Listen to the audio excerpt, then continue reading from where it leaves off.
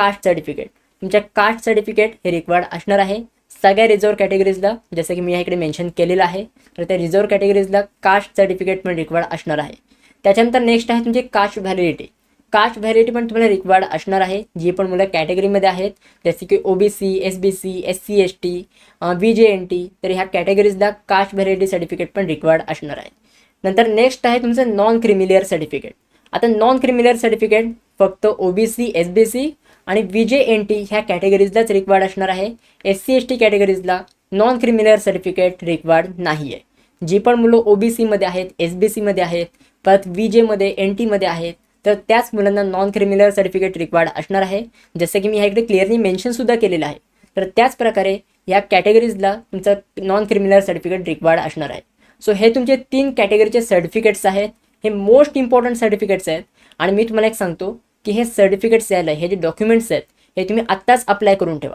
कारण की हे डॉक्युमेंट्स यायला खूप टाईम लागतो, म्हणजे महिनाभर तरी जातोच जातो. काही मुलांना 2 महिनेसुद्धा लागतात. तर त्यामुळे आत्ताच ह्या डॉक्युमेंट्सला अप्लाय करून ठेवा. बरेच मुलं बोलतात की दादा माझ्याकडे ह्या डॉक्युमेंटच्या रिसिप्ट आहे, माझ्याकडे अजून ओरिजिनल डॉक्युमेंट्स आलेले नाही आहे. तर तुम्ही अजिबात टेन्शन घेऊ नका. आता तुमच्याकडे इनफ टाईम आहे. या टायमामध्ये आत्ता तुम्ही ह्या डॉक्युमेंटला अप्लाय करून ठेवा. जेव्हा तुमची डॉक्युमेंट्स अपलोड करायचे टाईम येईल, जेव्हा तुमचं ॲप्लिकेशन फॉर्म वगैरे करायला येईल, त्यावेळी हे सगळे डॉक्युमेंट्स तुम्हाला अपलोड करावे लागणार आहेत. सो कधी अपलोड करायचे आहेत ते मी सगळं तुम्हाला नोटिफाय करेन, त्याचं तुम्ही टेन्शन घेऊ नका. फक्त आत्ता हेच करा की ह्या सगळ्या डॉक्युमेंट्सला अप्लाय करून ठेवा जर तुम्ही अजून अप्लाय केलेलं नसेल तर. आणि ह्या डॉक्युमेंट्सवरची जी पण काही डिटेल आहे ही तुमची करेक्ट असली पाहिजे. जर काय चुकलेलं असेल तर तुमचं मे बी रिझर्व कॅटेगरीमध्ये तुम्हाला कन्सिडर केलं जाणार नाही, तुमचं ॲडमिशन ओपन कॅटेगरीमध्ये होईल.